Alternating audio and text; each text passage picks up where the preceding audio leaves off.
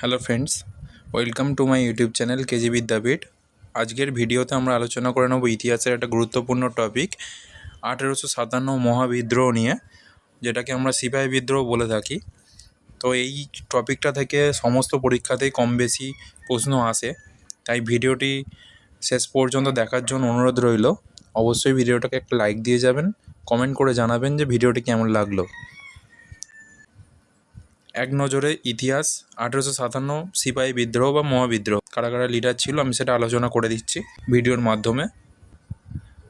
সিপাহী বিদ্রোহ হয়েছিল 1857 সালে। তৎকালীন গভর্নর জেনারেল ছিলেন কে? লর্ড ক্যানিং। এই দেখতে পাচ্ছেন লর্ড ক্যানিং তৎকালীন গভর্নর জেনারেল ছিলেন।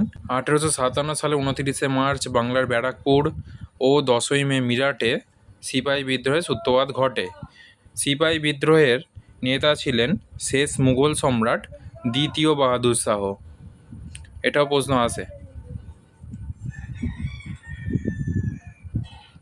1857 সালে সিপাহী বিদ্রোহ বা মহাবিদ্রোহের প্রথম শহীদ ছিলেন মঙ্গল পাণ্ডে। তিনি ব্রিটিশ ইস্ট ইন্ডিয়া কোম্পানি 34তম বেঙ্গল নেটিভ ইনফ্যান্ট্রি বা পদাতিক রেজিমেন্টের একজন সিপাহী ছিলেন। এই সমস্ত লাইন থেকেও প্রশ্ন আসে পরীক্ষাতে যে তিনি কোন রেজিমেন্টের সিপাহী ছিলেন, এটা প্রশ্ন আসে পরীক্ষাতে।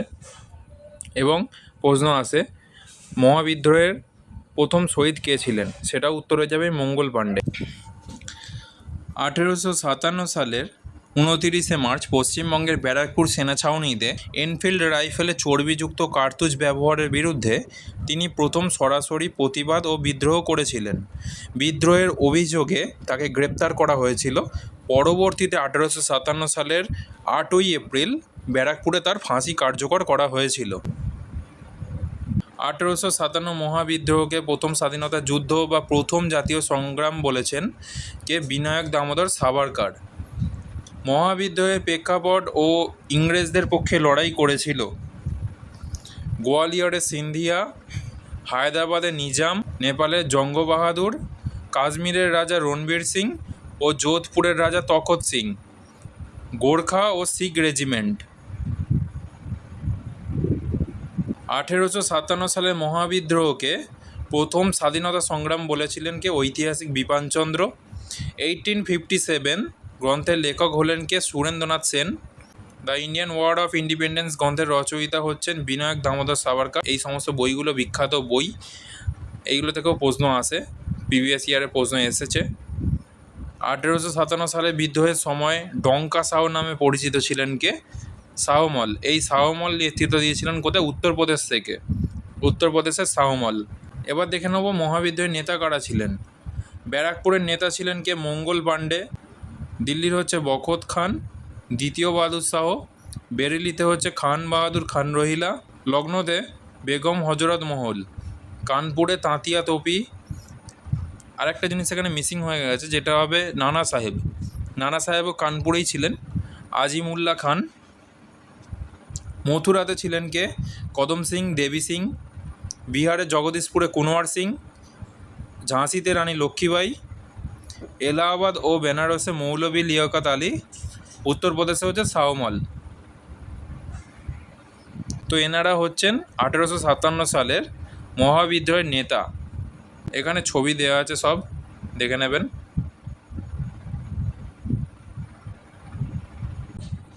মহাবিদ্রোহের ফলাফল কী হয়েছিল? মহারানী ভিক্টোরিয়া নিজ হাতে শাসনভার গ্রহণ করলেন 1858 সালে। গভর্নর জেনারেল পদ উৎখাত করে দিলেন এবং ভাইসরয় পদের সৃষ্টি করলেন।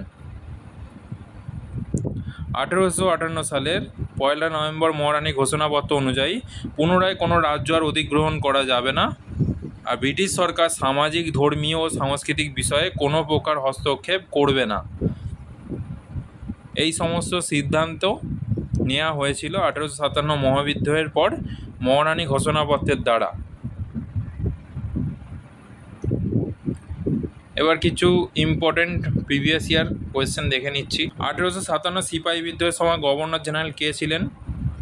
এটা আরআরবি এনটিপিসিতে পরীক্ষায় আসা প্রশ্ন, 2021 সালে এসেছিল। সঠিক উত্তর হয়ে যাবে লর্ড ক্যানিং।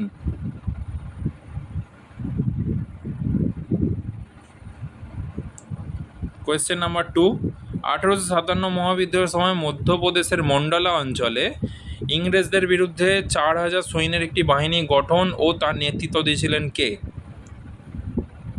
এই প্রশ্নটা এসএসসি এমটিএস এর পরীক্ষাতে আসা প্রশ্ন। সঠিক উত্তর হয়ে যাবে রানী অবন্তিবাই লোধি।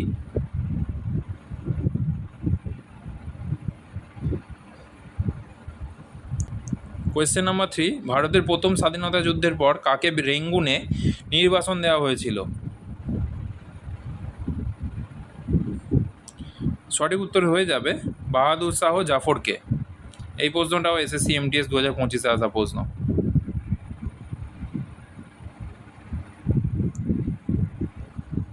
কোয়েশ্চেন নাম্বার 4, আওয়াধের বিদ্রোহ দমনের সময় লখনৌ রেসিডেন্সিতে অবরুদ্ধ অবস্থায় কোন ব্রিটিশ হেনরি বা অফিসার নিহত হয়েছিলেন?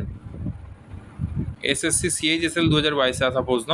সঠিক উত্তর হয়ে যাবে হেনরি লরেন্স।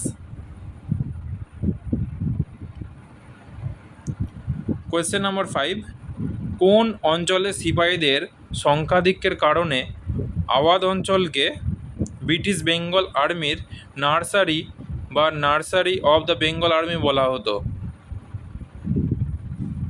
এই প্রশ্নটা কিছু আমার টাইপিংয়ের ভুল আছে, এখানে উত্তরটা দেওয়াই হয়ে গেছে আওয়াধ। এর সঠিক উত্তর হয়ে যাবে এটা আওয়াধ হবে। এটাও স্টেনোগ্রাফারের প্রশ্ন। 1857 মহাবিদ্রোহের দ্বারা ভারতের কোন দেশীয় রাজ্য সর্বাধিক প্রভাবিত হয়েছিল?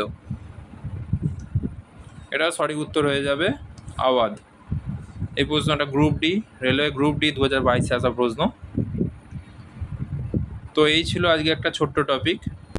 ভিডিওটি ভালো লাগলে অবশ্যই একটা লাইক দিয়ে যাবেন, চ্যানেলটাকে সাবস্ক্রাইব করে দেবেন। ভিডিওটি কেমন হয়েছে অবশ্যই কমেন্ট করে জানাবেন। দেখা হচ্ছে আবার পরের ক্লাসে।